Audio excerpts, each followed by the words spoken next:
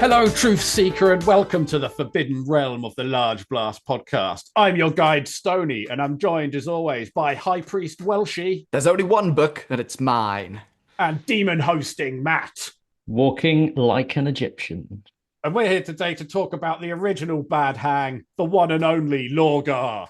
But first, we'd like to get things kicked off with a little something we call hobbies goings on. So, Welshie, what have you been going on in your hobbies life? Quite a lot actually. I've had one of those, you just get those weeks of like boosted energy where you want to sit down at your desk. To be honest, I've been struggling a bit with Warhammer recently. I think I got caught up a bit there's a lot of negativity online with like YouTube channels and stuff, and people just moaning about how much of a horrible company Games Workshop's becoming. And I fully support them, but I kind of got sucked in. So I'm just going back and doing loads of old projects, lots of old models. This week I painted a metal Mad Donna from 1995, original Necromunda sculpt. Great fun. It's funny you talk about that, like, negativity online, because I've sort of noticed that as well. It's funny that, like, I feel like Warhammer hits these sort of plateaus sometimes where there's been a load of changes and things, and then suddenly it sort of feels stale for a little while. Yeah. And I don't know if that's kind of maybe where we're at. And obviously, Games Workshop becoming more corporate and evil as a company. Its picture of Dorian Gray gradually growing more twisted up in Gav Thorpe's office. Yeah. Yeah, I mean, there's certainly some of that. At the end of the day, we've always known this is coming. They're a big company. They want to make money, and fair play to them and the shareholders for doing that. But it is going to come as a hit, I think, to a lot of the old heads that, like us, that aren't necessarily against change, but a lot of the reasons we love Warhammer is stuff that does seem to be on the chopping block, but maybe we'll be proven wrong. So, Matt, have you been up to anything? Got any hobby done? Not a great deal since me and Welshie recorded our Small Blast podcast. And because I'd gone through a bit of a blitz of putting some stuff together. The only thing I have done since is I've actually got hold of some Roman 28mm bits, and I've actually done my guardsman that is sort of based on a Roman soldier. So he's an Imperial guardsman, but he's wearing a Roman uniform essentially out of the new Cadian kit. So he's put together, I'll need to paint him. So yeah, that's kind of something I've wanted to do for a while. I'm going to do a Praetorian in plastic. So a plastic Praetorian, the metal guardsmen that are based on the British ones infantry. with the pith helmets. Yeah. All right. Yeah. Like, don't shoot till you see the whites of their eyes. Those Yeah. guys. Yeah. Those like colonialist bastards. Yeah. Will he be in a full red coat, or are you going to go for some kind Yeah, of yeah. You can't do a other Praetorian style? without a. No, I suppose you could do another style. Did some of them but wear like white, or am I thinking of just people on safari? Are you talking about actual history? Yeah. Am I just thinking of the Well, bloke from Jumanji, maybe? Yeah, that's just a classic explorer outfit, though, isn't it? That's like Steve Irwin used to basically rock that without the pith helmet. They are all based on military uniforms, but yes, there would be blue. The Royal Artillery would wear blue uniforms, so they would famously be involved in famous battles where there were red coats in Africa. So, yeah, without further ado, that's the end of this uniform lesson. I did wonder. I was like, what's happening for a second there? But no. Good. So you're going to get a whole squad of these guys, or is this? No. But it has made. I'll just do like literally one guy. Maybe I could do another Roman soldier, but the Roman themed one is quite cool. I mean, I guess you could almost paint him with some blue armor and make him look like a planetary defense force of the 500 worlds. But no, I'm not doing that. He's going to be like classic. He's got a shield on his back. So because he's got a las gun, but he's got the famous Roman shield, whatever it's called, on the back, and a spear. And yeah, so he's got the armor, bit of mixture. But it did make me think again about what we were talking a couple of episodes ago about having a new Imperial Guard kill team that's the Iron Warriors. What are they called? No, not the Iron Warriors. What are they called? The Iron Guard, yeah. The Mordian Iron Guard. Yeah, that's it. Yeah. Yeah.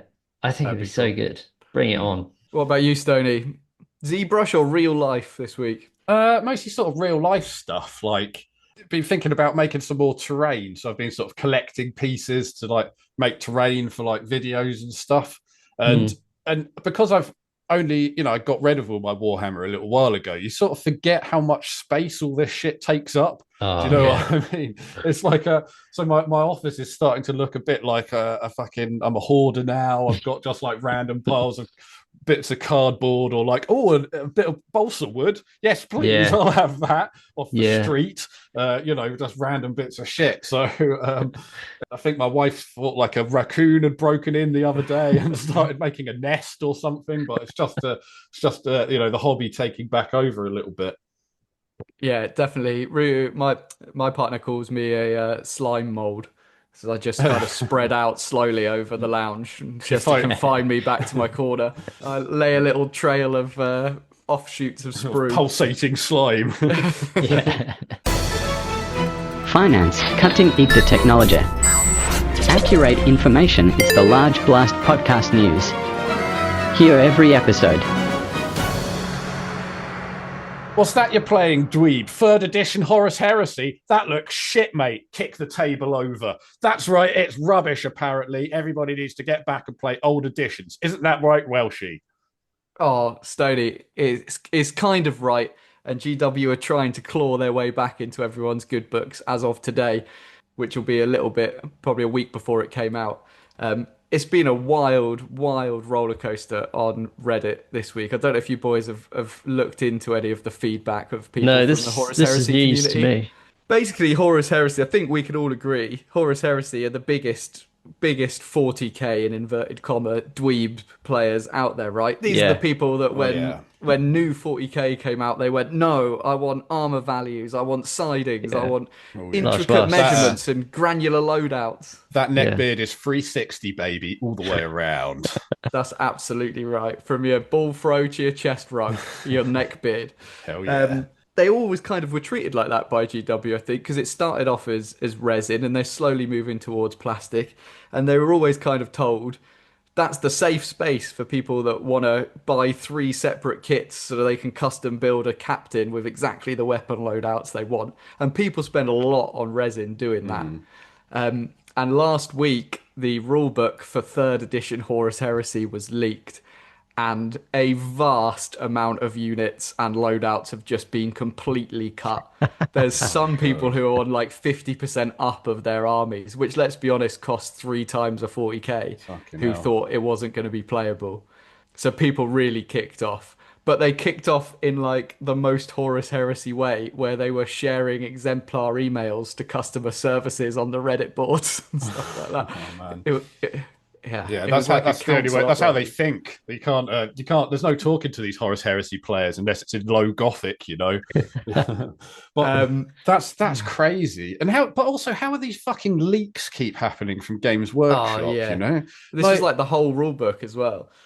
So anyway, yeah, people freaked out about that. Understandably so, if that's you and that's your bag. I would say there's also lots of streamlining of rules, which I think people are unhappy about. But as I don't play Horus Heresy, I won't delve into them. But it seems like it's moving towards more simplistic and away from how those people like to play.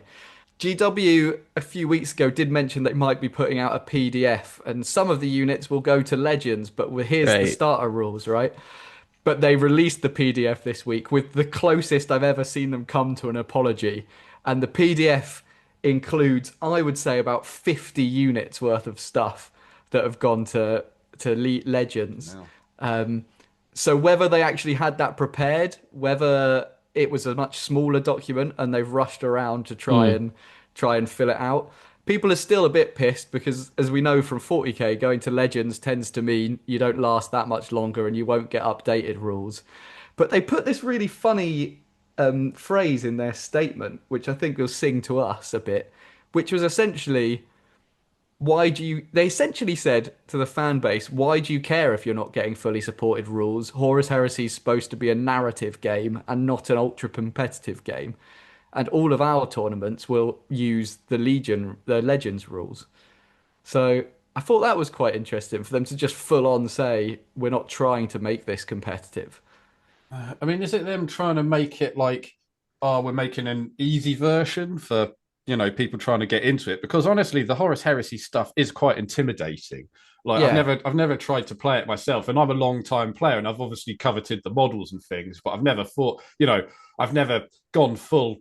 The neckbeard is strong, but I've never gone full 360. I've never, I've admired it from a distance, but never dipped a toe in. Yeah, I mean that's definitely what they're saying about it. That's how they're trying to say the reason they've done it is to get new players in, and the current rule book that will be released at the start of the edition covers currently available kits that are in plastic. But I just think that the 30k players, if we'd had this conversation 5 years ago, we'd probably be saying, "What are you worrying for? It'd probably be all right." But I think from their point of view, they've watched 40k Yeah. and they're genuinely concerned. And Yeah, I think it yeah. is nice that there's a place for people that want to play that granular No, definitely. war game style. I definitely would be disappointed, because, like I say, I have admired it from afar, and I do like the complexity and and it has been frustrating to see things like the Imperial armor go, and then obviously the death of Forge World was a big hit, must have felt like a big hit for 30k players, Yeah. and now this. Yeah, like you say, it must kind of feel like for Games Workshop's just kind of turning its back on the elements about 30k that you'd like the most. Yeah, definitely. I mean, I agree with all that.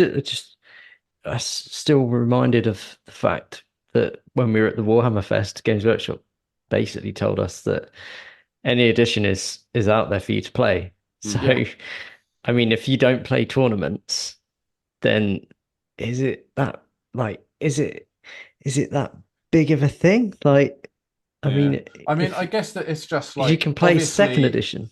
I mean, yeah, it's absolutely true. I mean, all that, you can obviously do whatever you want, but like as soon as something becomes unsupported, then gradually over time, you assume some of this stuff, it goes the opposite way, but you assume that the player base kind of dwindles off.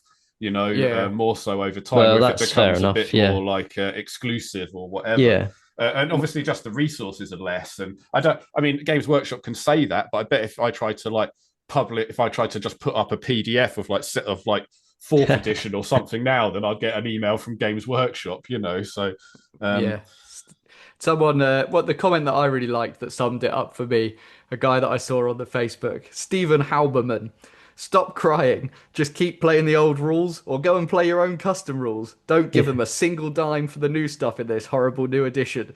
The only language they understand is spoken with your purse. So for fuck's sake, for once, stop buying things so GW can learn its bloody lesson. Well, that is true. Oh man! If you really hate it, don't buy the new box and just play the old edition and convert till your heart's content. Stop right there, criminal scum, because there's new Paladite policemen out for Necromunda, which look quite cool. They're just more Arbites guys, but a bit more jazzed up. So do you guys have any strong opinions on these, seeing as how we felt there was some talk about Necromunda falling off a little bit, wasn't there? Or was that Kill Team? I can't remember. That was Kill Team. Necromunda remained strong, I'd say. Okay, what do you reckon to these, Matt? When I saw these get previewed, I was like, really? I was like, what's the point? Are they just I noticed the dogs, but it's like, it's no real difference to the other ones. They've got more bits stuck to them though, Matt. In the classic range update cycle, they come out clean, and then the next refresh, they have more bits added to them. Didn't even notice that. They do feel a bit busy to me, like with the long coat and the sort of the top armor, and I don't know, one of them looks like he's got his packed lunch in his helmet that he's holding, kind of like a bowl of soup. He does, yeah.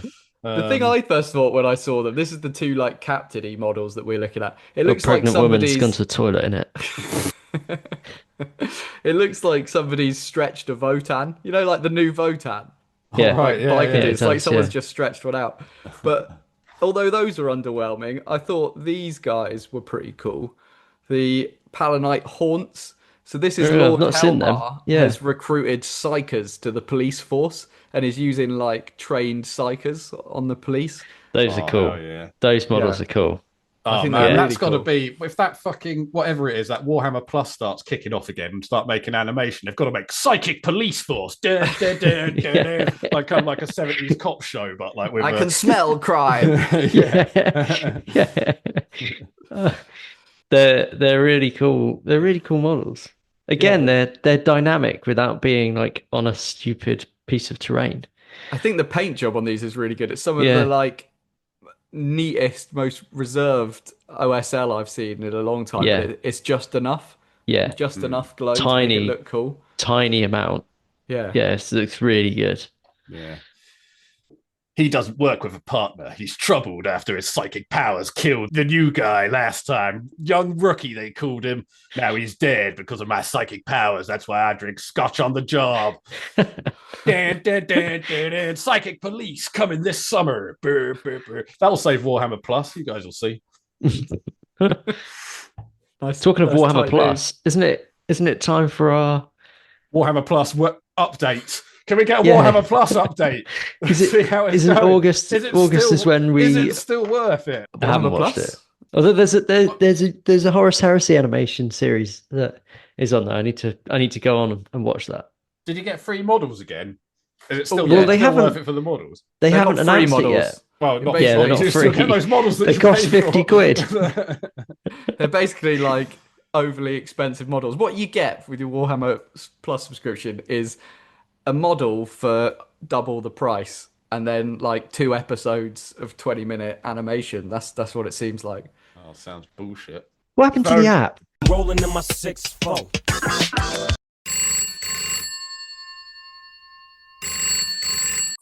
Shady Ethics Talent Agency, Big Les speaking.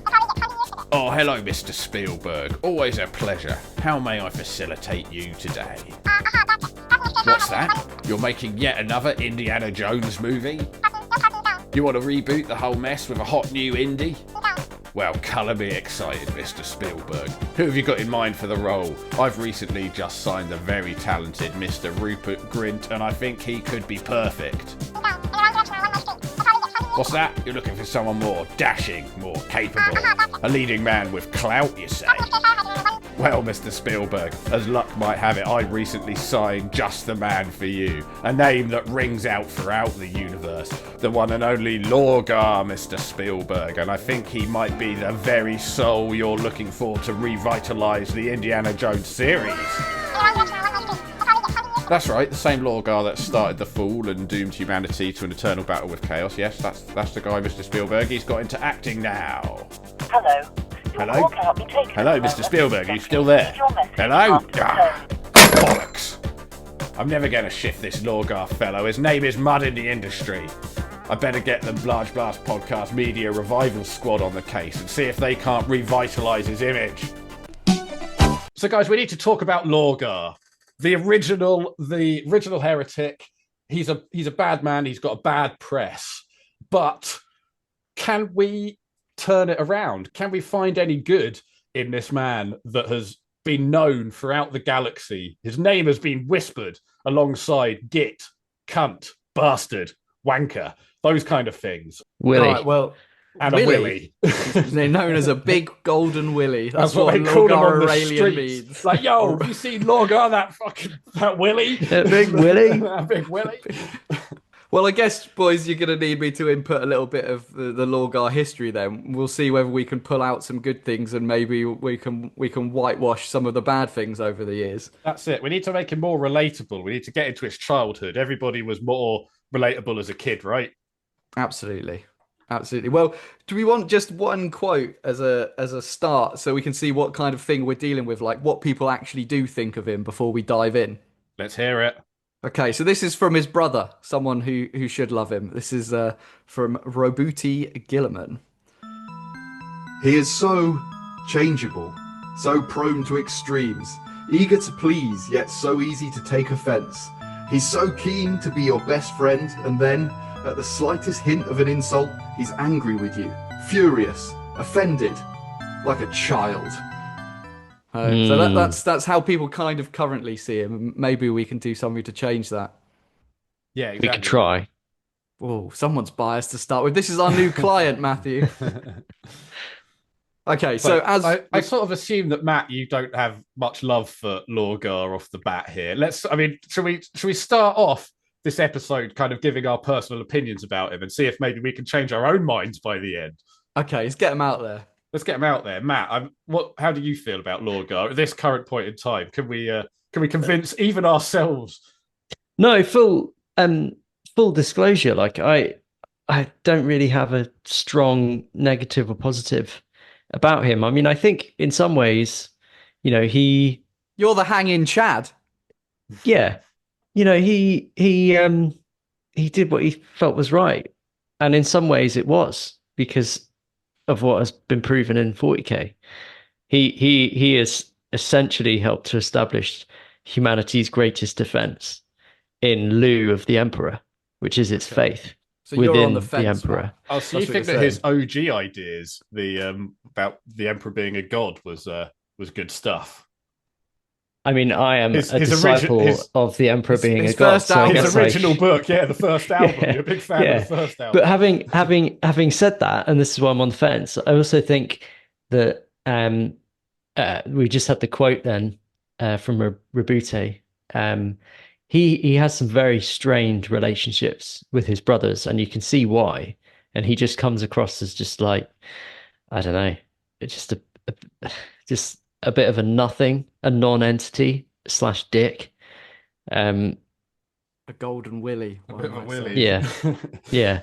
So, but I don't have like a screaming, hatred for him. Okay. I'm not a fan. I don't think that he is a bit of a willy, as they say. I'm kind of on the willy side, I guess. I'm here to play devil's advocate. I'm gonna play it.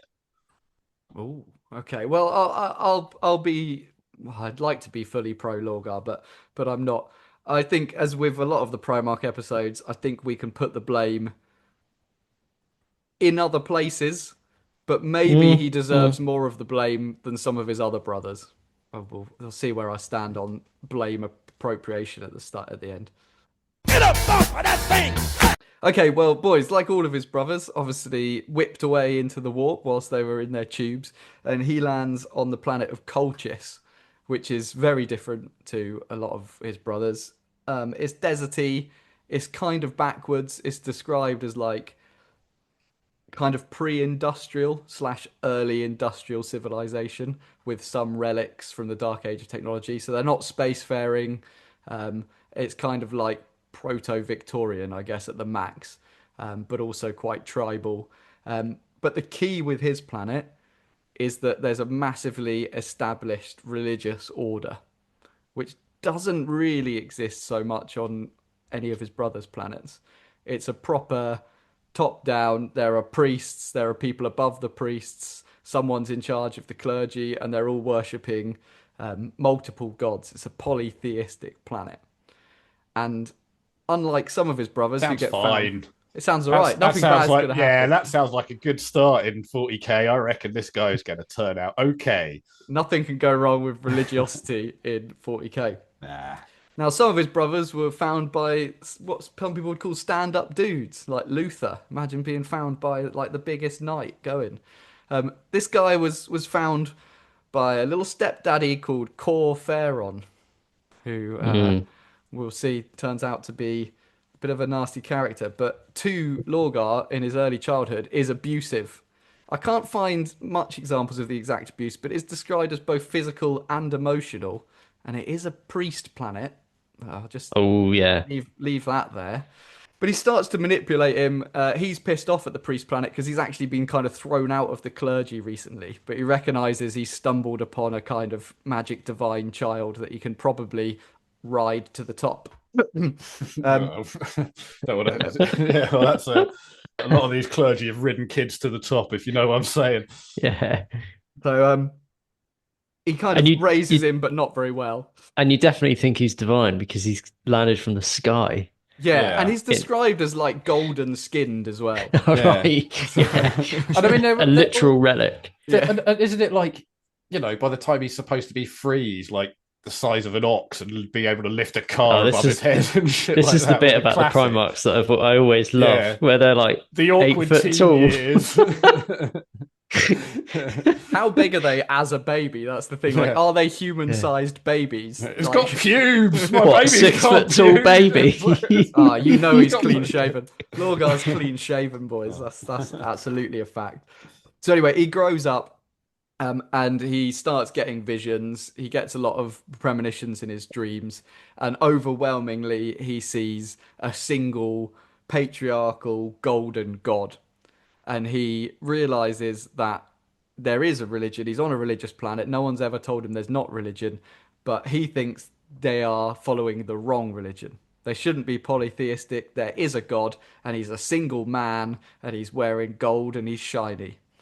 So as he grows up, he starts to kind of liberate slaves on the planet and essentially convert people to his single monotheistic religion. It's almost like this is copied from history. So did he become like? Did he get like an army together and stuff? Is he like lots of them become kind of like warlordy type things? Is that how he's doing that? Yeah, so essentially he gets enough of a religious following and then arms them, and it's called the Schism War, where he basically ends up converting the planet to a belief in a single god, aided by Daddy Corferon, who kind of knows the ins and outs of the religion that's there and tries to kind of break it apart from the inside. So he basically, he converts the entire planet to believe in his single patriarchal religion. And I think that it helps that he basically does a miracle. So in one of the battles, he manages to take down the relic void shields that are covering the last city, like a kind of Moses-esque splitting of the void shields. And everyone then realizes not only is this guy preaching, but he can also do miracles. Oh, yeah. But like Corferon, right? So he finds this guy and he kind of converts. Like, so he must convert Corferon, right? His dad, who's kind of being abusive. What's he called? No, I think that's better. But like, well, I can't remember what he was called. But like Corferon, yeah, Corferon, right. that's it. Okay, yeah, you got it right. But like he's got like an abusive priesty dad, and he manages to convert him to his religion. Was Corferon kind of like?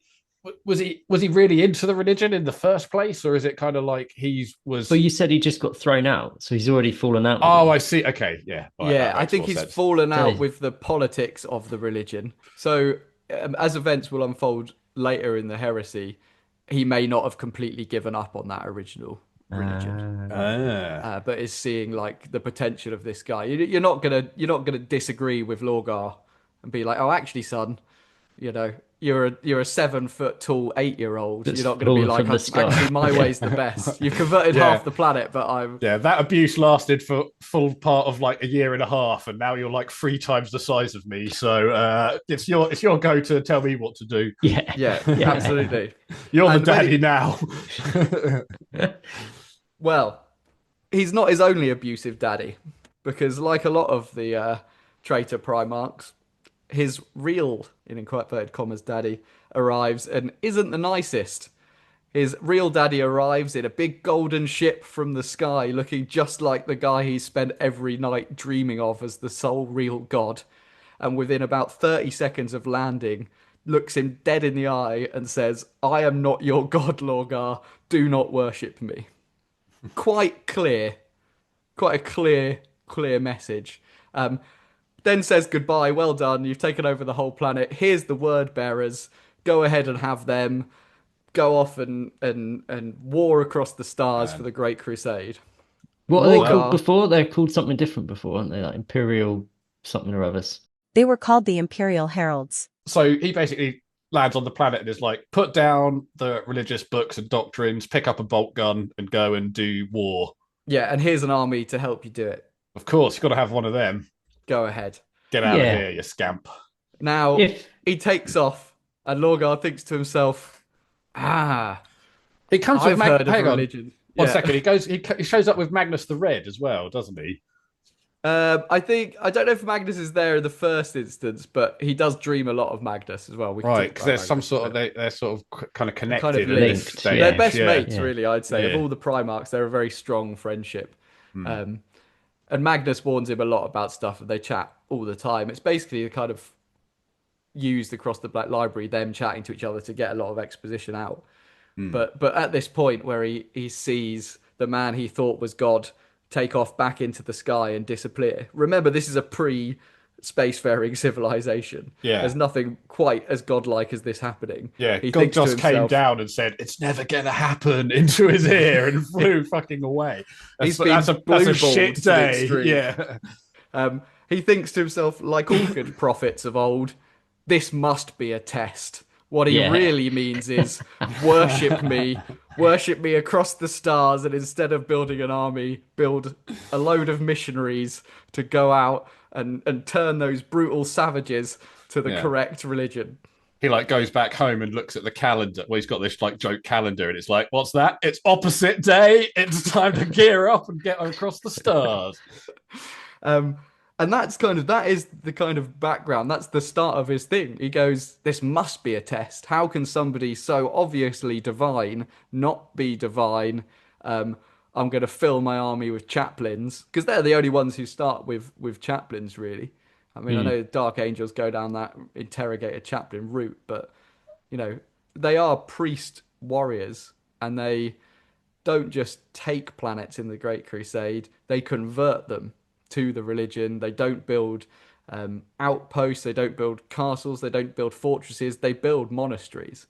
And they convert the population to the Lectitio Divinatus, the one true God. Is this kind of, in a way, what current 40K is like, where people show up and kind of convert, unless they exterminatus it or whatever, they basically show up and go, "Hey, Emperor's a god now." So I don't know. I think in current 40K, if you find a non-imperial, listen to the previous episode, non-imperial human, they would just be destroyed.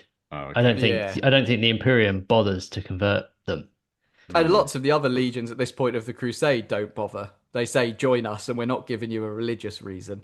You're probably more likely as a civilization to join if you've been convinced that it's the one true religion.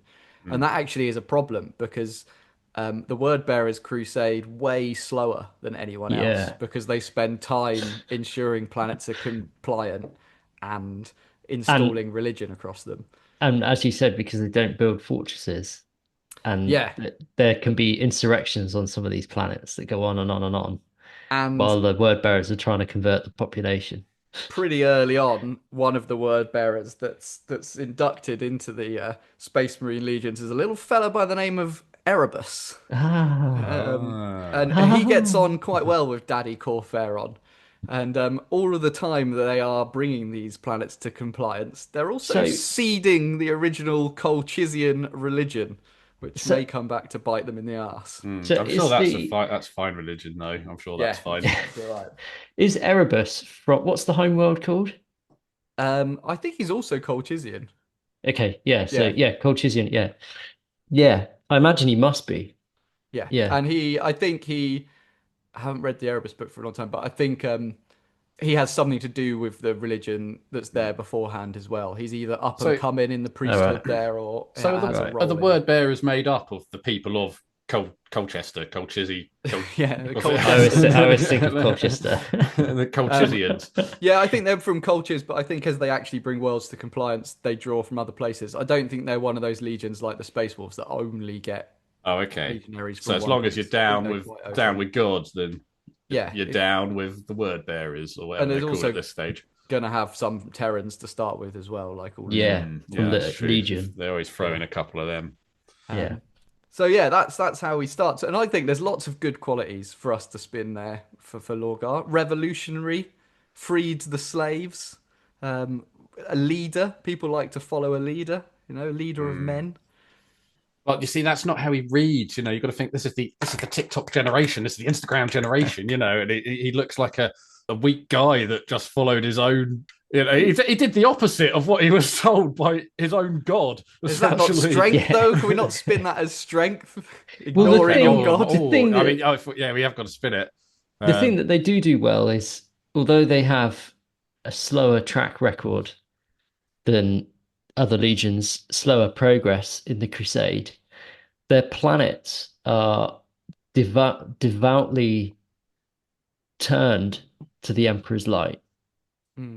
When they do, and I know the Emperor wouldn't agree with the means by which they are owing their allegiance to Earth, but they do owe their allegiance to Earth and the Emperor.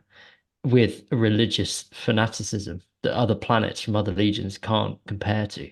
So in some ways, And he's already done. that's a good thing. He's already done claimed a load of worlds. There must be a lot of his religion still kicking about. So maybe we could do like a kind of a Creed type thing. You remember that band Creed? Where they like started religious and then kind of like disappeared, and then moved into being a very mediocre non-religious band, and then disappeared. Yeah, so but like still, but we can get the religion guys, we get them on board. Listen to Creed, listen to Lorgar, and that's stage A of the 3-part process. So we get them on board. Hey, come on down.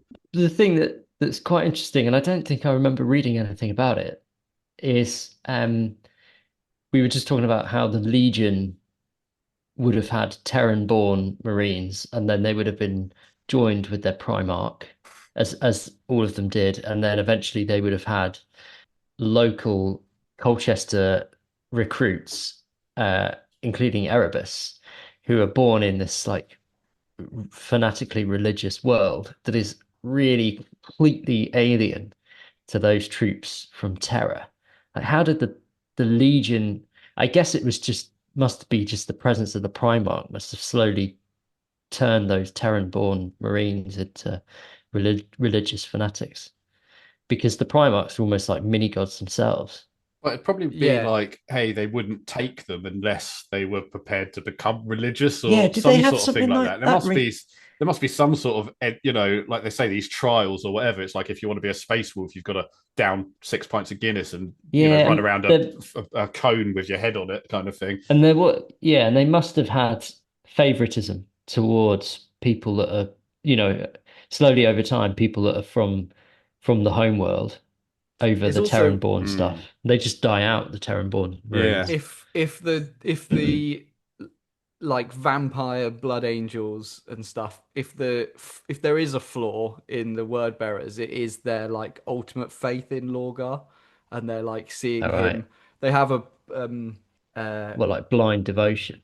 Yeah. Almost like that. Very few of them question anything. Like, I mean, Argyle Tal's the big one, one of my favorite characters, but it is kind of one of those things where it's also kind of a like we say, sort of like a strength of theirs in a way, if we're going to spin it. Like, obviously the faith and the devotion, it's like if you're a Space Marine fighting for that, then it seems well better than just being like a kind of a pessimistic what are those guys, the Iron Warriors, that are just like, their kind of motto is like kind of like, for fuck's sake, we've got to do it, basically. Whereas like if you're like kind of really into it and you're like, oh shit, the Emperor's a god and we can like worship him and shit, and we're down and we're going doing being like happy missionaries all around the world, all around these universes or whatever, then like that is kind of a positive thing, really.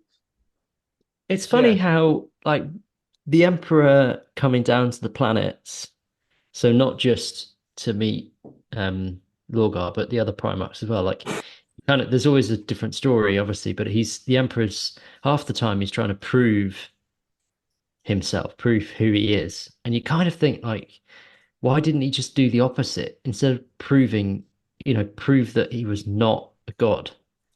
Because then he'd be like, "Oh, you came to me in rags, but I saw through it. Aren't you majestic and humble?" You think, so it's almost kind of the opposite of what he does with Vulcan, where he comes down, he's like, "I'll challenge you to anything," and then he just is really shit at everything. He's like, just rubbish at everything.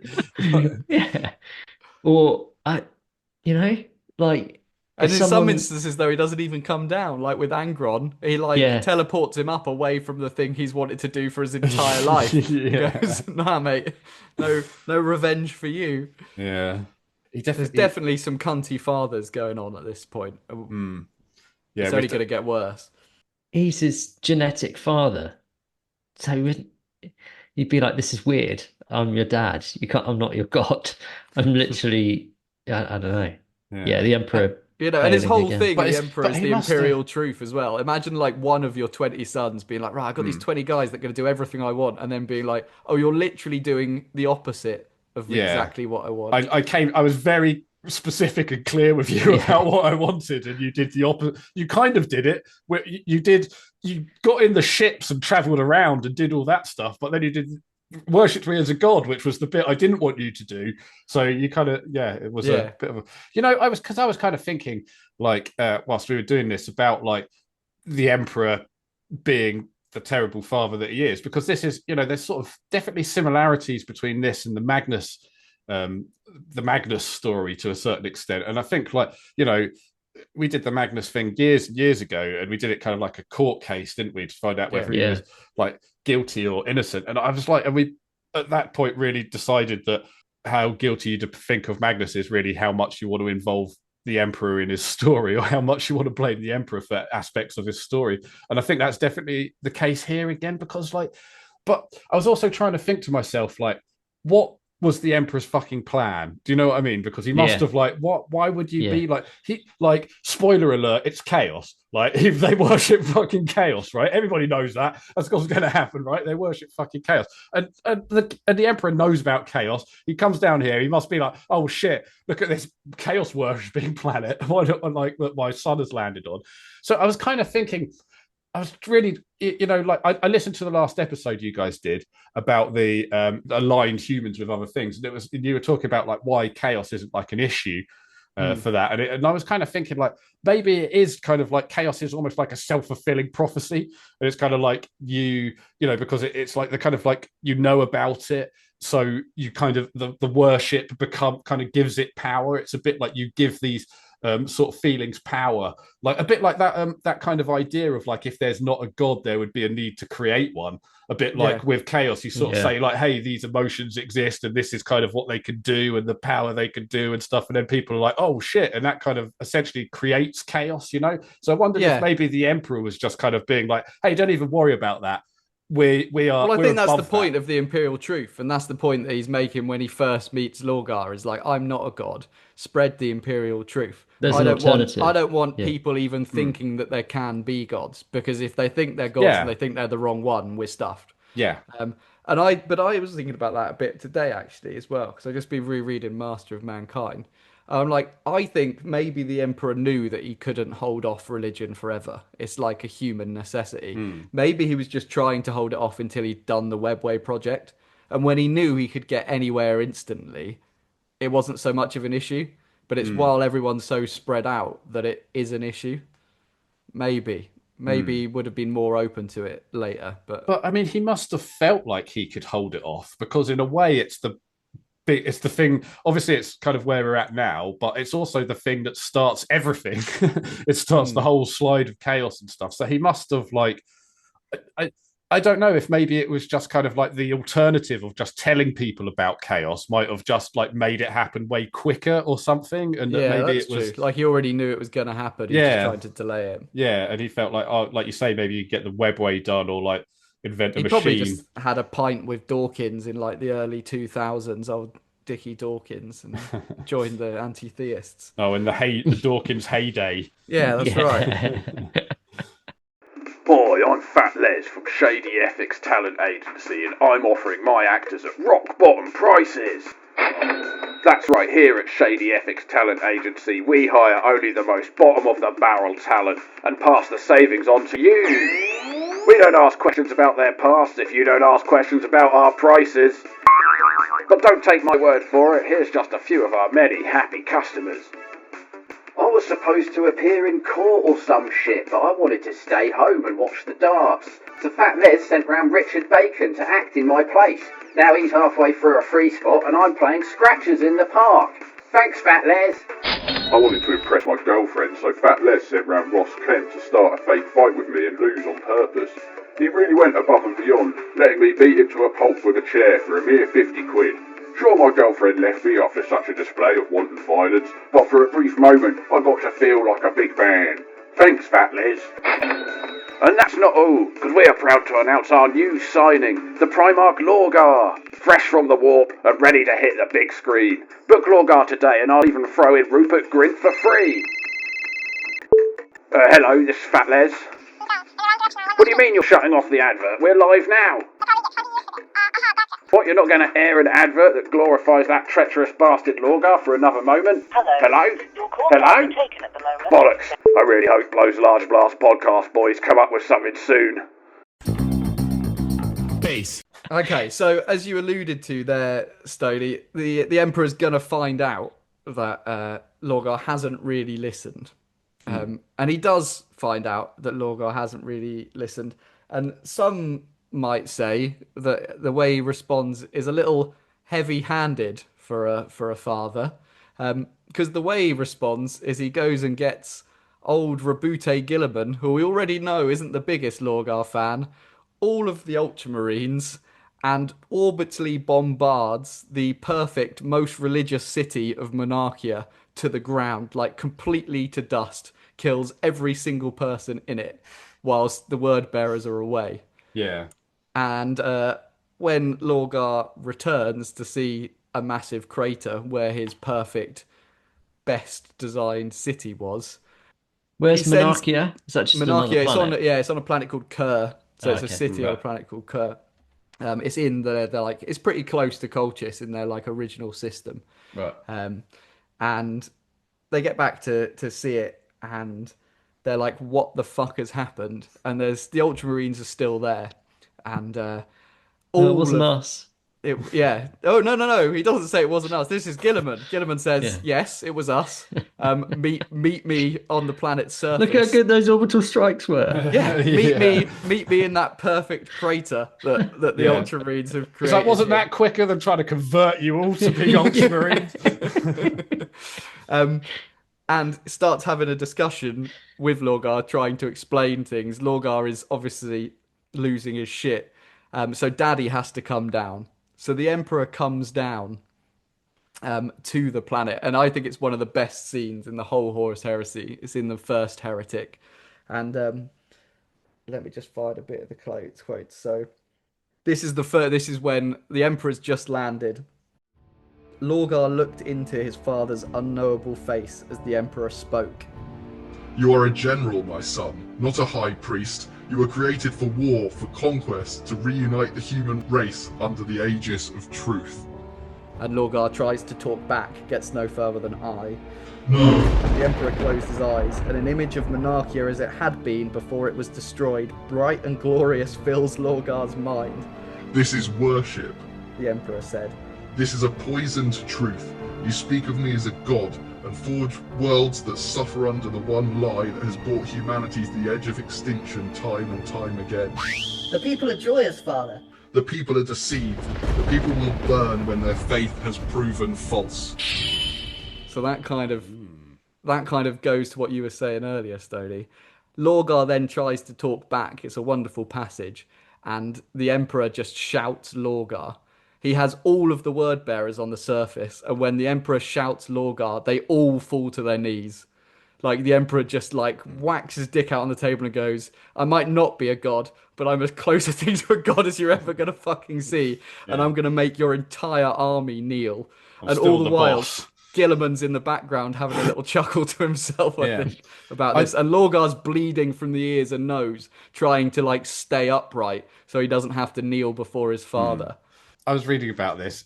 Apparently, like the word bearers didn't really give a fuck about kneeling in general. Like most of the time when they did like a ceremony or something, they'd kneel to the emperor or whatever at the end. But what really like pissed them off this time was all the Ultramarines remained standing. So it was like, yeah, like you say, like, hey, you guys get down on your knees. You want to be more like these fucking guys who can stand around. Look, they're fucking jumping about. They're high-fiving each other and chest bumping and shit. And you're down on your knees looking all sad. Yeah, exactly. It's like it's hideous to read. Like it goes on to explain all of the like emotions running through Lorgar, and like it's essentially he's losing his faith in the period of about 10 seconds. Everything he's come to believe, everything he's convinced himself. Like he's convinced himself that even though the Emperor's told him he's not a god, he is a god. That's how on board with him being a god he is. And he's told all of his sons and all of the army and all of the worlds he'd conquered that this man is a god. And he's just been bitch slapped to the ground. It's like you've made me look like a right tit coming down here. Which I mean is what the Emperor wants to do, right? Yeah. The Emperor succeeds in his objective of removing him of that faith. I mean, I don't know. I mean, like you say, I don't know if it. This is the difficult thing about the Emperor is because, like, it doesn't feel like this is what he wanted, the outcome he wanted. But obviously, he does want to, like, expose him as like a, you know, kind of belittle him in front of people now that he's done it. But I don't know if he did. Do you think that he wanted him to go around and like preach being a god so that he could kind of like nip it in the bud like that? No, No, I no, don't think no. so. I mean, the nipping in the bud. Like he's achieved his goal of nipping it in the bud. Well, Yeah, well, I mean, the last thing he says to him is wage war as you were created to do, serve the Imperium as you were born to do. Take with you the lesson learned here this day. You kneel in the ruination found at the end of a false path.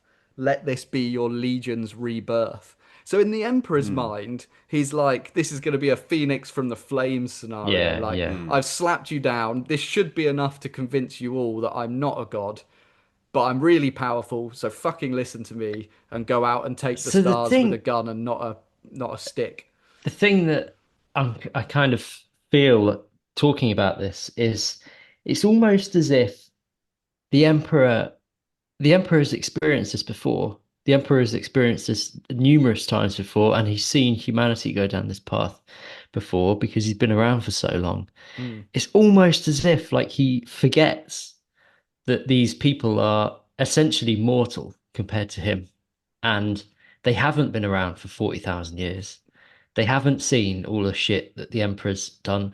They don't know of the attempts the Emperor has tried to do this before, tried to take over humanity and steer humanity away from religion and away from chaos. And nobody's aware of that apart from him. And it's almost as if he forgets that his lived experience cannot be cannot be forced upon other people.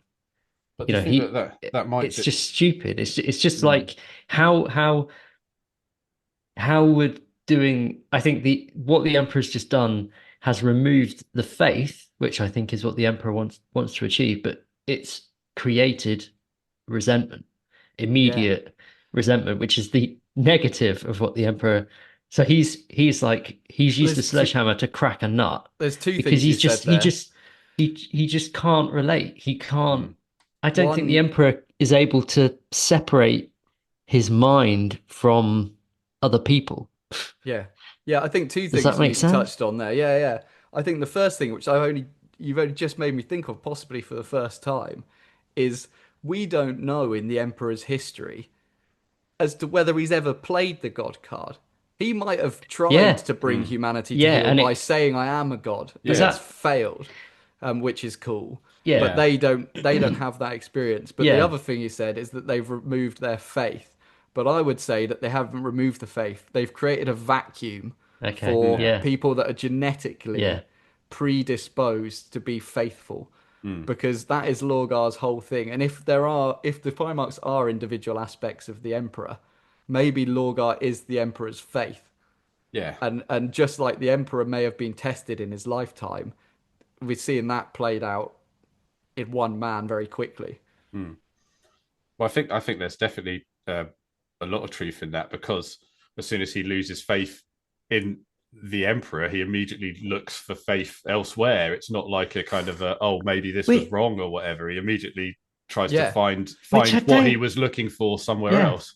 Totally. And that's the bit. Just talking about this, I just don't understand how the Emperor can't see that. Yeah. So he must have. But again, he must have I'm tried wondering a if different he's way just before like- and it failed. Yeah, I think that's true. But I also think that maybe we've talked about this in the past as well, that he's so kind of like beyond human, a bit like the Primarchs are to the Marines, that like, because they're all pretty bad dads as well. It's kind of like that he just doesn't really think about this stuff. He's like, oh no, thinking about gods, that's kind of like down here, and I'm like up here because I've got god brain. I am actually kind of like a god. Yeah. Like so it's kind of so again, it becomes kind of a bit like a self-fulfilling prophecy. It's like if people see this guy who is making up all this stuff, and he's kind of trying to say, this is bigger than me, this is an ideal that we should all have so you can become more like me, but then like everybody goes like, oh, what you mean we should buy you presents and like and worship you? Well, that's one of the phrasing things that they discuss when he's like making his ears bleed. Is Lorgar says he says something like, I did what I did for your Imperium, and his response is, it's not my Imperium, it's the Imperium of man. And it's like, well, you're doing a pretty good job of convincing everyone it's yours, you fascist. Like, Jesus Christ. Exactly. Like, The only other kind of symbology you have, other than being a golden god, is pretty fascist. So it's kind of is a like all your years, you should have at least got like a different tailor in or something, because things have not gone very well. Keep a gold chain on my neck, fly as a jet. Boy, better treat me with respect. I think that that's quite funny, is that like again, it's this kind of idea that Lorgar is always like serving something else, even when he's like, it's almost like there's a truth of one, for him that he's looking for, because even when he's like serving other people's goals, like doing stuff for the Imperium, or even when he starts doing stuff for Chaos, they're never really like fulfilling his goals. He's got this idea of bring everybody together and make like a kind of a happy clappy type thing, and he's still like segregating worlds and doing all of that kind of stuff. So it's kind of a bit of a shame that he's never really like hitting the things that he wants to do. It's or even when he's serving doing stuff for other people willingly. yeah, exactly. He is like, he's a people pleaser. Yeah, I think that's definitely. something we can spin as like a good point for him. He wants to make people Yeah, happy. But he wants at to be base your level, buddy. It's he your wants buddy to be your buddy. Lorgar. Come on, he's not very likable. Come to the Lorgar's barbecue. Come on, we're burning books. We're cooking steaks on books. People pleasers generally aren't people that people get on with. That's true. Because maybe that's He's one of his personal enough. traits. We need to make him edgier. It's okay to say no. Well, who he doesn't say no to that's trying to fill that void is Corferon, old daddy priest. And he whispers in his ear, son, there was this old religion I used to follow back on Colchis. Would you like to go in search of the primordial truth? Well, he goes into a big old funk, doesn't he? He locks himself away for like months or something. He does. The only person that's allowed in is Corferon, who, like you say, has got some interesting pamphlets with him, and he gets him in his lowest point. And he does, during that time as well, have a few chats via the warp with Magnus as well. And Magnus is interested, I think, when he chats to him, because he kind of plays the big brother role of warning him against this path he's about to go down, without wanting to be like, no, I forbid it. Definitely don't do it. But he's like, I really don't think you should do that, Lorgar. But maybe he trusts him enough to have a look behind the curtain. But anyway, Lorgar decides he wants to look behind the curtain, and he heads out towards what will become known as Cadia. But they land on the planet that will become Cadia, and that's where they meet this priest called Ingathil the Ascended. Now, at this point, you mentioned, Matt, like, what do the Terrans think of the word bearers? Well, the Emperor isn't that stupid, and he's left a few of the old golden boys, the old custodies, as like babysitters for the word bearers, which Lorgar is not pleased about. But they are long suffering. This is not a good appointment for them. It's really not a good appointment, because especially for one of them who happens to be on the landing party, and this landing party involves going to a cave on Cadia where semi-naked people are dancing around a fire while there's bodies on spikes. And the custodian's kind of looking at Lorgar like, are you sure this is all right? I'm pretty sure Dad would be against this. This is the address, right? This is the place we're supposed to go. This is the primordial truth you were telling me was fine and totally legit with the Imperium. And the person that welcomes them with a glass of blood is a fella called Ingathil the Ascended. And at this point, the custodian's really like, maybe this is going to go wrong. Yeah. And Ingathil the Ascended goes, do you like my 7 people on spikes? Do you notice there's an 8th spike free? Like, how do you think this is going to play out, custodian? Well, long story short, that custodian ends up on said spike, and a demon rips its way out of the body of the dancing priestess, as Lorgar's kind of bobbing his head along to the song in a kind of Louis Theroux-esque manner, I like to imagine. What? Oblivious. Yes. I just want to take it back. I mean, I don't really want to keep talking about the Emperor, but for me, like, you just wouldn't let all of these humans join the Space Marine Legion, or you just wouldn't allow this planet to, before the Legion starts to spread, I would have just wiped out the planet. We didn't know where he was, remember? He hasn't found them. Like, he's not Yeah, I know. watching them from afar. No, I mean, no. I'm talking about, I'm taking it back to when he was on Colchester. Just Yeah. wipe out Colchester. Just destroy delete Colchester. the word bearers. Yeah. He's done that twice already. Yeah. Maybe he's like, shit, I've already lost 10% of my Primarchs. He knows the Emperor. The Emperor knows that religion is the bad thing. And there's this planet that is either religious to him or ultra religious to anything. Just wipe it out. Yeah, I mean, you're right. Unless, of course, this is all part of the Emperor's game. Yeah. Which we've discussed many a time. And now they've got a custodian dead on Cadia. Spike. Yeah. Which they managed to talk their way out of, but not before this Ingerthal the Ascended takes some of the Gal Vorbak, the like personal guard that Argyltal's part of, into the Eye of Terror. They show them loads of stuff. Demons start appearing, and that's enough to convince Lorgar that there is a truth out there. And he wants to go out into the warp to find it. So he goes on this wacky adventure through the Eye of Terror. They show him some quite interesting alternative futures, don't they? That's kind of like, again, like another, because we talk about fate and things, and it's difficult, and it's, you know, can you believe the demon or whatever?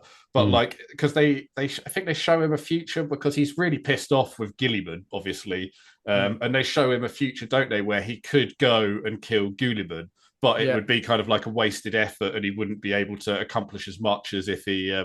So, like, I mean, again, the belief is the most important thing to him, above even the revenge of getting back at people. Is, you know, he sees the biggest revenge as becoming the biggest religious guy out there, I guess. I'd say a point in his favour at this point is that he has slightly learned a lesson about belief, which is like a demon bursting from the body of a dancing witch in a spike circle isn't quite enough to convince him of this primordial truth. Like, he wants to go hunting further to like double check. Now, it's a shame that hunting involves popping into the Eye of Terror, which is only going to confuse him more. But they show him the birth of Slaanesh and the downfall of the Eldar, which is a pretty scary thing. There is, but this is something which I thought was, again, quite interesting, because at this point, they basically make a deal, don't they? The demons basically say to him, we want the souls of all the word bearers, and we'll show you the truth about what's going on. And just like that, he's just like, yeah, whatever. Have them. Have them. So obviously they all just at that point they've essentially fallen to chaos. You know, it's only some of them though. It's that Gal Borvak, like his best mates. They all basically. kind of erupt into he sells demons. his best mates up. Oh, brilliant. Okay, even better. and then he goes. They take him to this Eldar world.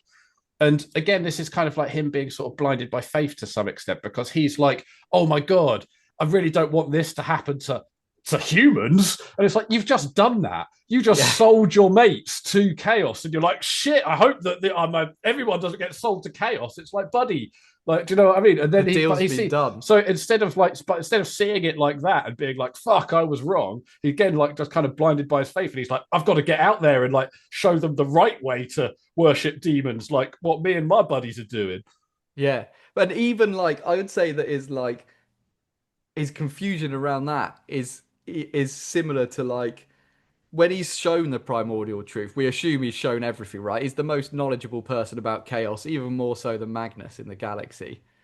And his responses are, there's not there's not 8 gods. I'm going to worship all of them together as one single chaos god. And you're like, you haven't learned your lesson there either. Like, you're supposed to be part of this polytheistic religion, and you're not even like picking one as your main god. You're trying to like worship and that's funny because they throw challenges at him, don't they? There's a point where he has to fight a bloodthirster. He has to beat chaos. He has to beat Fate Weaver at like a game of solitaire or something. But I don't know. He's got a jack off in his mouth, or whatever it is. Something happens. Yeah, but there's all these different tests that he goes through to become the Lord of Law of the 4 different chaos gods, which he succeeds in, and then he's like, no, you're right, there's just one. It's probably the Emperor. He's probably the Emperor's behind all of this. So anyway, he goes for his little adventure through the Eye of Terror. He's fully illuminated as to what's going on, and that's where he really starts putting his kind of machinations in place. how much hand he has in setting Erebus on his way, I think you could debate for ages whether it's Erebus that put him on his way or him that puts Erebus on his way. But either way, he's a pawn in the Erebus game. He's heavily involved in like the planning for Istvan 5. And that, I think him on Istvan 5, I think is his real breaking point, because there's a bit where he's stood over watching the like massacre of it's like hideous told from his perspective, because he's this people pleaser and he's really was still trying to do his best. And I think up until that point is even trying like, okay, well, I can maybe bend the primordial truth to my way to help humanity. But then when he sees the like brutality of what he set in motion, and then when Korax absolutely fucks him up in like a spinning blade of wings and claws and is about to finish him off, he looks up at him and goes, oh shit. Like that's his like, what have I done? There's probably no going back from this. Let's try and engineer Horus to win moment, I think. And then Kurz saves him. And then Kurz slags him off and then leaves him alone. Says he's not even worth like talking to anymore. Yeah. He's very unpopular amongst his brothers, isn't he? Because like he's got this thing where because he really likes Fulgrim, but Fulgrim doesn't fuck with him, kind of thing. He's always like he's always been like, hey Fulgrim, do you want to come over? And Fulgrim's like, I'd love to, but you're so pretty, Fulgrim. Do you want to come and do swords? I'd love to. I've got like, I've combing my hair. You've seen how much hair I've got. Like, you know, he's got these really bad excuses. He's like, I've got to do my tax return. My road tax is due. You know how it is. I can't come. Doing a painting made of shit and blood. I've got to do a painting made of shit and blood. And he sees both him get his head cut off. No, he sees him cut Ferrus Manus's head off. Yeah, that's another point where he's really like, and he's again like you say, just like shit's getting real. People aren't worshipping chaos the right way, like I want to do. They're all doing it the wrong way. And then when he sees Fulgrim again as a demon, he's like absolutely freaked the fuck out, isn't he? Because he's like, we'll come back to that later because he's got to kind of go on a recruitment. But yeah, you're right. It's like he doesn't befriend his brothers. But he does see Manus getting killed, and that's another massive part of his soul gone, I think. He realizes that he's probably not doing good. Yeah, he's sort of losing control of the situation. Exactly. And his way of losing control is, I can hear the music of the galaxy descending to chaos, and I'm going to orchestrate it into the perfect harmony, so it's still all under my control. Cut my life into pieces. This is my last resort. And this is when he brings the Shadow Crusade, which is essentially Word Bearers versus Ultramarines. So he takes the entire World Bearer fleet and a load of World Eaters to Ultramar to destroy the Ultramarines before they're even like part of the game. Basically, the Ultramarines don't even see it coming. And he launches this massive attack on Calth, which is described in No Fear, which is one of the best books in the whole series. But the outcome of all of that, what he's really trying to do is cause so much blood and death and murder that Slayer starts playing. It literally starts raining blood, and Angron can ascend to demoncy. And at the same time, birth a warp storm that's so strong it cuts Ultramar off from Terra. Yeah. And he achieves all of that whilst shouting over and over again, "Can't you hear the music, brother?" That's like, he's really gone off the rails at that point. But you know, if we're doing points in his favour, that's a pretty cool image. You know, we can maybe if we put a cool backing track on that and like put some thunder effects on. I probably won't even need that because it's raining blood and looking real cool. It could be like, yeah, Lorgar, metal as fuck. Beep, beep, yeah, and there's definitely like let's be honest, he gets bitch slapped lots over the course of the Horus Heresy. But there is one bit in this where, to save Angron, he goes one-on-one with a Titan and wins. Like, this Titan's trying to stomp Angron, and he's holding up the Titan's foot whilst he's getting absolutely pummeled with, like, giant plasma bolts. It's like described like he's lost all of the flesh on his body and he's just a skeleton, glowing gold, still managing to hold up this Titan. So that's a pretty good image to put on the pro Lorgar flyer. That's cool. We can AI image all the logos out so they're like chaos logos on the Titan and stuff, and make it look like he was the original guy to fight back against chaos. Actually, yeah, I like that plan. I like that plan a lot. But actually, not not a point for loyalist Lorgar, but certainly for traitor Lorgar. The fact that he does have such an effect on the Ultramarines does have a massive impact on the Horus Heresy.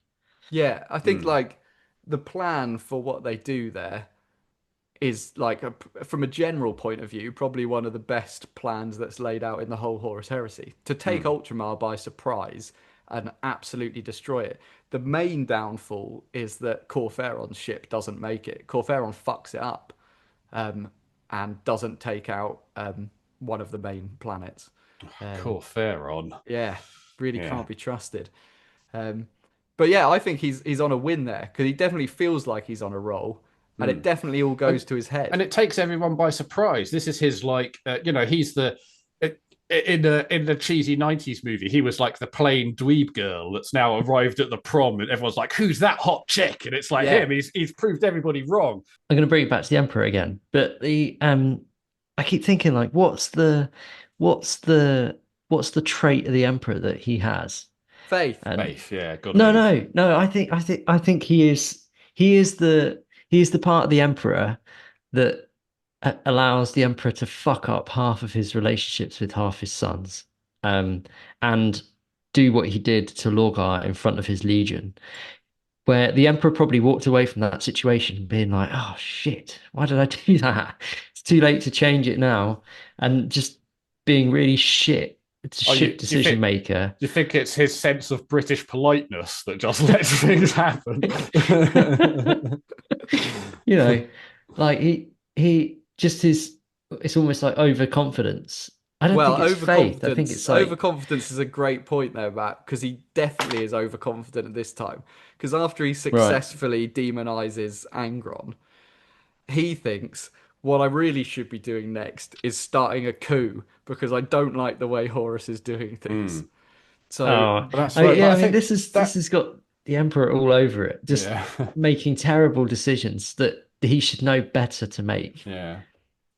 I think it's so interesting that way that, like, I haven't read that much of the Horus Heresy and very little about any like Horus related ones directly, but like how much of just a vessel, just a husk Horus becomes, like, even at this stage, even though he's like such a player, everybody that meets him is just kind of like, what an empty knobhead, like he's just kind of like a nothing man.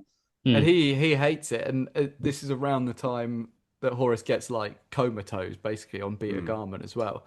So Lorgar's like, I need to do something about this. I should be the one in charge of this chaos. Yeah. He really hates the fact that Horus doesn't fully accept chaos into his heart. He hates the fact that he wants to control it and doesn't see it as like some kind of godly boon. He thinks he would have accepted it all and controlled it, whereas Horus is like, I'm going to use you. And he doesn't like that. So his plan is to go and get Fulgrim. So he goes and he finds Fulgrim. And Fulgrim's basically in a fuck-off against Nakari, the Keeper of Secrets, in the Pleasure Palace at this point. He finds them like just in this massive orgy. And Fulgrim's like, nah, I'm not going to come back to the war. I like it here in my fuck palace. I'm halfway through a fuck fest. I can't leave now. Exactly. It's almost exactly written like that.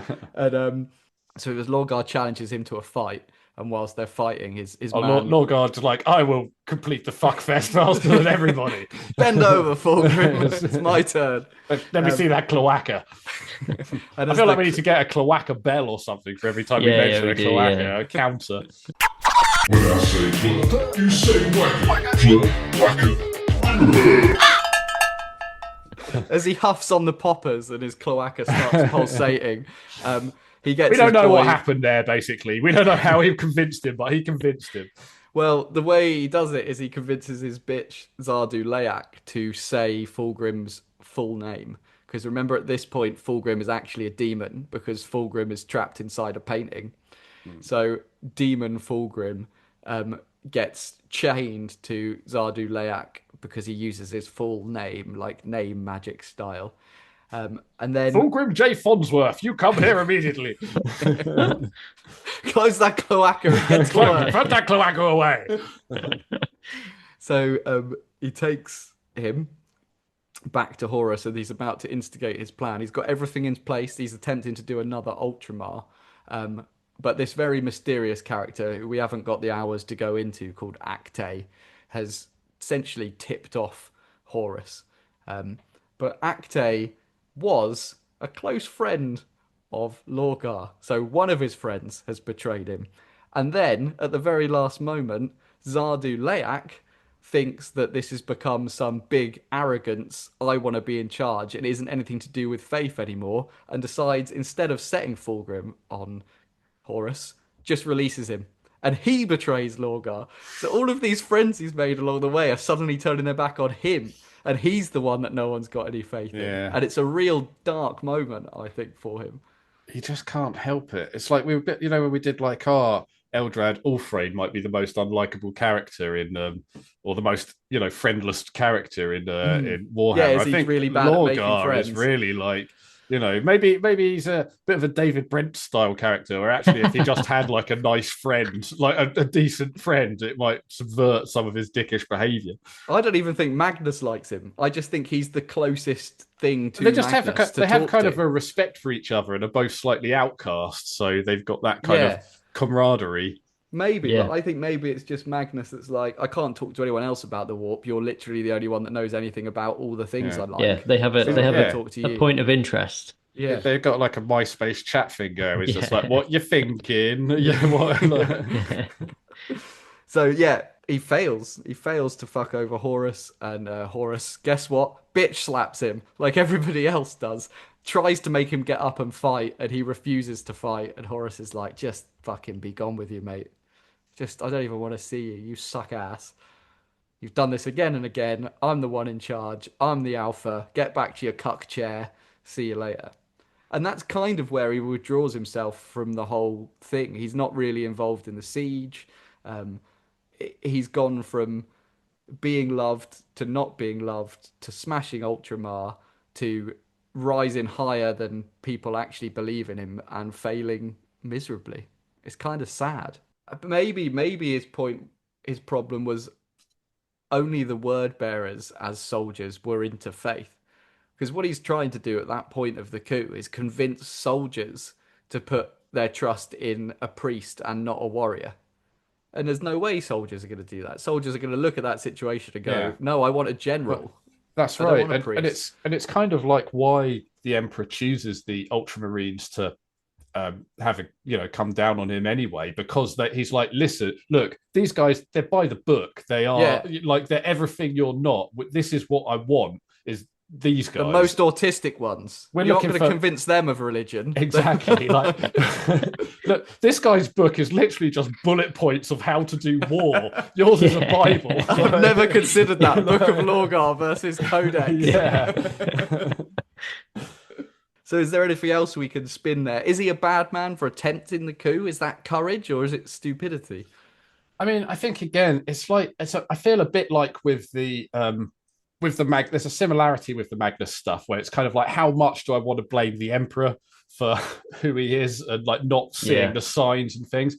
But I actually feel a lot less sympathetic towards Lorgar than I did for Magnus. And I ended up having to come down on the side of guilty for Magnus because I felt like, well, in that episode, we were doing like a court trial, and I said, hey, the Emperor's not on trial, the Magnus is who's on trial. And I think that in isolation, if we just have to look at the actions of Lorgar, then he was naive, he was prideful, and he didn't really even live by his own shit, I think. I think the fact that he just so quickly sold off all the souls to his legion meant that he wasn't really about finding truth. He was about confirming his own truth.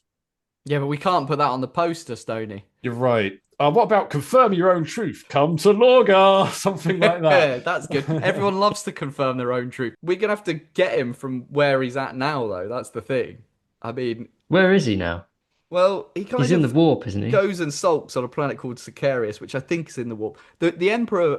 There's very little written about all of this stuff, obviously, because it's beyond the siege. Hopefully this all gets fleshed out. Yeah. But from what I could find, it's the Emperor, although the Emperor's on the throne, so I'm not really sure how this happens. But banishes him to the warp afterwards. But I'm taking that with a pinch of salt. Either way, he ends up running away to the warp and ascends to demonhood, but quite slowly.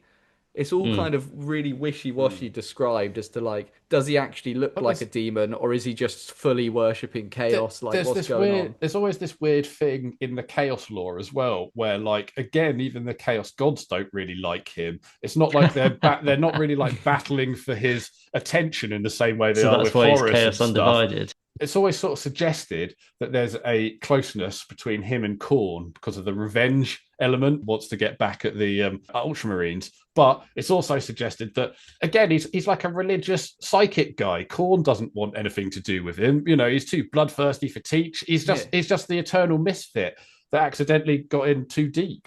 I mean, he's tried to please everyone, and in the end, oh my god, he's is he pleased no master one. of incels? Is that who we go after with our marketing campaign? Do you feel left out from every society you've ever been part of? Join Lorgar. The growing yet unfinancially viable incel market. Yes, that's who we should go for. Yeah, but who does find him? That's kind of mentioned in the lore, and this is actually a published short story. It's something we've mentioned before. Is my boy Corax. Goes into the Eye of Terror just to hunt Lorgar, and is seemingly described as a giant crow man with demon wings, which we love to talk about as like, can they be Imperial demons? Demons. Yeah. Guess what Corax does when he finds him? He bitch slaps him again. Does anyone leave him alive? Does everyone just leave him alive? No one could be asked to kill him, can they? It just feels He's like so pathetic. I mean, that's kind of what Kurz says to him. Is like, you are just so pathetic. But it's funny though. I mean, we need to talk about the Lectitio Divinitatis, and how his for everything we've described him as, he's had such a big influence on the Imperium and 40K. It's that first album. He had a banger. You know, he did. Like, you can't deny that he made some fucking changes. He like, even if love him or hate him, he maybe changed things more than anybody. Yeah. Well, maybe that's all we need to do right, from a marketing campaign is a big lawsuit against the publishers, Miss Euphrates Keeler of the Lectitio Divinitatum, and say it's a reissue. We need to put his name on the front. We've got to do a reissue. That's what we've got to do. We've got to get him out there. Remaster. Get him out. He was cheated. He is Yeah. the person that wrote the thing you all believe in, and it was taken away from him. Exactly. Like, imagine if Gary Glitter did a tour now. Everyone loved that song, right? Do do do do. Oi! Turns out Gary Glitter actually wrote Game of Thrones, guys. Yeah. Come on, guys, give it a break. Yeah, I can't remember if I read it on the internet or if I listened to it, someone's video, where they were saying that in 40K, Lorgar is sort of one of the primarchs the human population are sort of vaguely aware of, and they're aware of him because of the Lectitio Divinitatis and the Imperial Truth. What's it called? The Imperial Creed, or whatever it's called. Imperial Creed, yeah. Back to Creed. And they actually don't know that he was a traitor. That they think it doesn't that say Lorgar on the front of the book, though, does it? No, but they don't know that he's a traitor. Like, Horus is the traitor, and a lot of the human population are aware of Horus, Gilliman, Dawn, you know. Yeah. But they know. There's no one wandering around going, "Oh, my favourite one was Kurz." Yeah, they think Lorgar. They think Lorgar is a loyalist. They don't know that he's a traitor. Or they've not heard of him. They've already done a good spin job on him. Then maybe it's like, maybe we can just feed it. Maybe we can just feed into that. Just lie. Or just straight up just lie about him. Yeah. I thought that the first couple of sentences from the Book of Lorgar itself was almost like one of the apology letters you see cancelled people write now. It goes, all I ever wanted was the truth. Remember those words as you read the ones that follow. I never set out to topple my father's kingdom of lies from a sense of misplaced pride. I never wanted to bleed the species to its marrow, reaving half the galaxy clean of human life in this bitter crusade. I never desired any of this, though I know the reasons for which it must now be done. But all I ever wanted was the truth. That's one of those real half apologies that people This is send him, out. but this is him being fucking pathetic again. Do you know what I mean? That's the kind of shit he'll reel out when you're stood above him with your axe just about to lop his head off, because it's like, because obviously you had every opportunity to turn back and stop doing this, and you never did. You sold your best mates. Your fucking god came down and told you face to face, stop doing it twice, burnt down your planet, fucked over your guys like more times than can be counted, and you still carried on with it. And then you come out and say like, oh, I never meant for any of this to happen. It's like, well, you may not have meant for it, but it fucking happened, and you had the opportunities for it to not happen. It's just, I don't know, it's bullshit. I'm not a fan. I'm out. No. I'm not spinning it. I'm done. I'm You're done. dropping him as a client. It does make me like, when you sum it up like that, it does like reignite. When I was younger, I was quite a militant like anti-theist. I was definitely like a Dawkins disciple in my like early years, and it is just a real summary of like what religion says, especially what's going on in the world at the moment. Like, we don't want any of this. We all want peace. It's like, well, stop fucking killing each other then. Like, stop misinterpreting things. It does feel kind of like a ham-fisted. It's like so much of the Black Library feels like a ham-fisted gut punch of like a real life situation. But it is you know, I say we drop this cunt. Okay, he's not on our books anymore. Yeah, we can't do it. He's done. He's done. I've just signed up Gary Glitter, so we've got to worry about him now. I'm trying to plan his tour. I think he's dead, isn't he? Is he? Oh, fuck, even worse.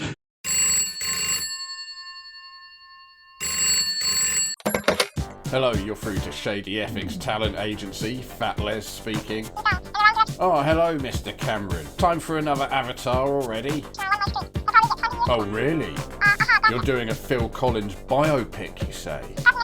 You're looking for a bald actor who has zero charisma and seems generally hated by most people that he meets, despite having one or two big hits? Oh, Mr. Cameron, I have just the man for you. Leave it with me. Oh, ho, ho, ho, baby, Fat Les is back. I smoke weed, eat pussy every day.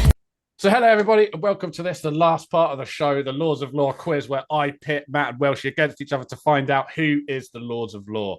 And as you guys know, our show has been going on for a while now, and I feel like I have been repeating myself to some degree. You know, some of my references and stuff have probably come round a couple of times. And as this is the Faith episode, we're going to play a little game where I'm going to tell you the answers first, and you need to try to guess, due to the kind of thing that you think I would normally reference, what you think the answer would be, and for a bonus point, what the question is. Sorry. Okay. It's Jeopardy, Matt. Have you heard of Jeopardy? Okay, so your first list of answers are, is it A, Eisenhorn? Is it B, Abaddon? Is it C, a Jacaro? Or is it D, Jamie Oliver? I think I talk about Eisenhorn all the time, but not you. I'm going to go with Jacaro. I'm going to guess that the question was... There's kind of, the questions have sort of clues in the answers, if you see what I mean. Yeah, okay. It's, who was the second one? Eisenhorn. What was the second one? Abaddon, a Jacaro, or Jamie Oliver, the chef. Who's going to cook you the best dinner?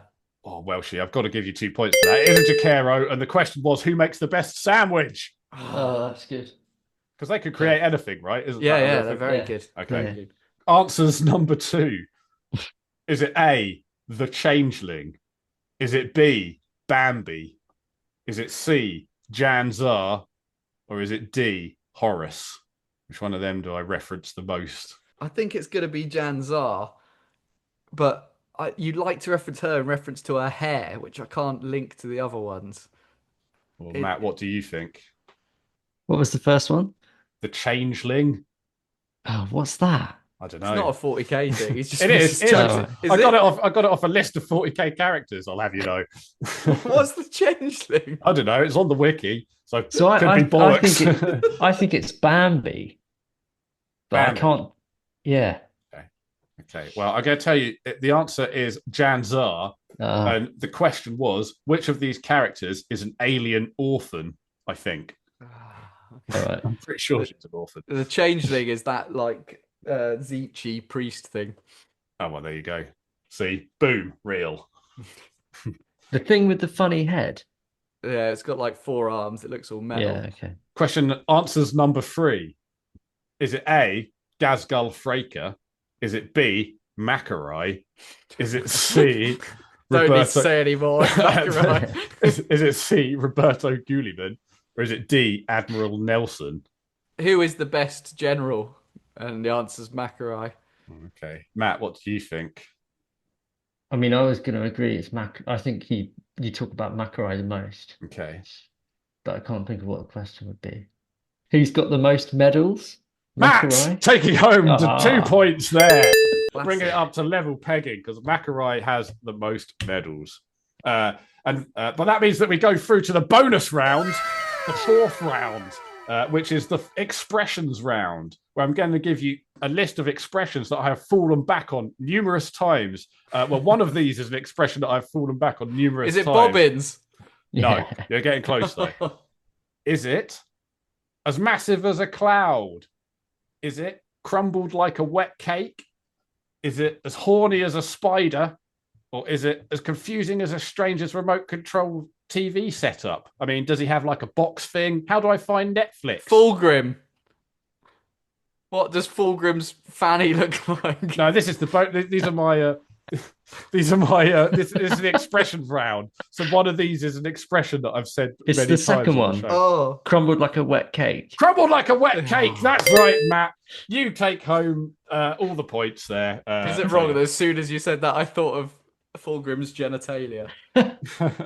Matt, you take home a gazillion points, as is tradition. So thanks everybody for listening. Join us again next time. Follow us on everything. And don't forget to rate us 5 stars on everything and give us a thumbs up and shit, right? Right. Yeah.